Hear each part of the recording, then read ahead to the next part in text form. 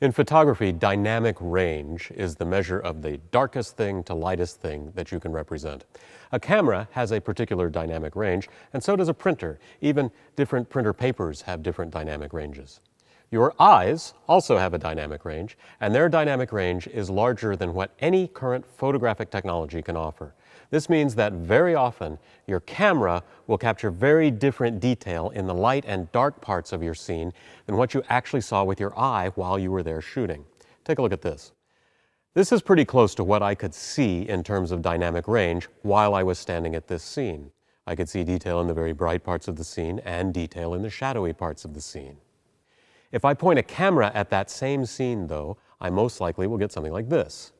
Here I can see detail in the highlights, but not in the shadows.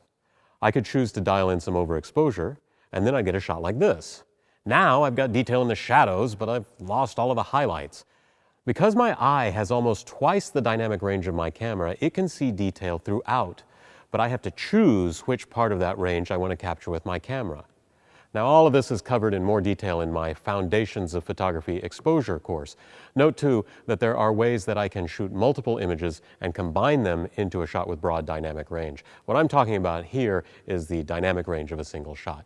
Understanding how your eye sees brightness differently from your camera is very important. It can be a big disappointment to see a scene one way, but come home with a very different photo of it. If you understand the difference between your camera and eye, you can recognize when you need to start thinking about exposure adjustments.